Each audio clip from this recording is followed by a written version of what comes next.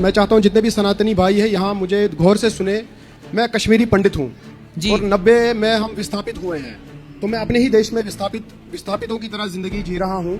माँ के गर्भ से निकलने के बाद जब मैंने विस्थापित की पीड़ा को झेला है, तब से आज तक इस पीड़ा को हम सह रहे हैं, झेल रहे हैं। तो जब आपको वहाँ से खदेड़ा गया, मैं हमेशा कश्मीरी हिंदुओं के बारे में बात करता हूँ जी गुरुजी, हमेशा।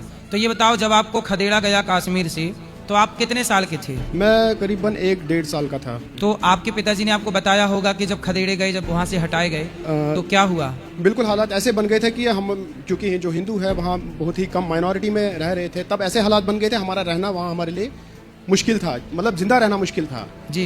तो अब जैसे तैसे करके जम्मू के विस्थापित कैंपों में आज भी लोग जो है बहुत ही मुश्किल से अपना जीवन बसर कर रहे हैं। और मैं ये मेरी पर्सनल प्रार्थना है आपसे गुरुदेव कि आप अपने मंच से हमारी बातें तो उठाते हैं, लेकिन इन बातों को अपने इन भक्तों को भी बोलिए, ताकि, क्योंकि हिंदू में मैं देखता हूँ सनातन में एकता की बहुत कमी है।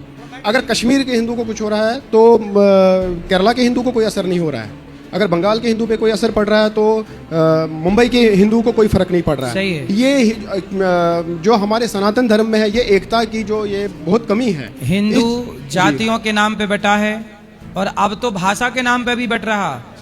अभी कुछ दिन पहले विवाद चला था कि इसको मराठी आती है कि नहीं, इसको हिंदी आती है कि नहीं। मतलब अभी तो जातियों के नाम पे बंटवारा था, अब हिंदू हिंदू आपस में भाषा के नाम के बंटवारे से लड़ रहे हैं। ये बड़ी दुखद बात है। जैसे कश्मीर से हिंदुओं को खदेड़ा गया, ऐसे यदि ऐसे लड़ते रहे हिंदुओं, तो हर जगह से खदेड़े जाओगे। इसलिए जहां हो संगठित रहो, और किसी भी हिंदू पर कोई आंच आए तो पूरे भारत के सभी हिंदू इकट्ठे होकर आवाज लगाओ, ताकि आप हिंदुओं की रक्षा कर सको। कल आप पर कोई संकट आएगा तो सब आपके लिए बोलेंगे, इन पर संकट आया तो सब इनके लिए। अब देखो ना, कश्मीर से हिंदू खदेड़े गए, इस बात को लगभग 30 साल हो गए, 30 साल से ज्यादा, 35-36 साल हो गए। 30 साल से ज्यादा हो गए। आज तक खदेड़े गए हिंदुओं को बसाया नहीं गया। आज तक ना उनका घर मिला, ना उनका खेत मिला, ना उनकी जमीन मिली, ना बलात्कार करने वाले बहन बेटियों के साथ बलात्कार करने वालों को ना फांसी मिली, ना दंड मिला। कानून कहाँ था, संविधान कहाँ था, राम जाने।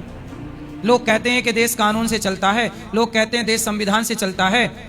तो पूछो इन बोलने वालों से कि संविधान से चलता है, तो जब कश्मीर से हिंदू खदेड़े गए तब संविधान को नींद आ रही थी क्या?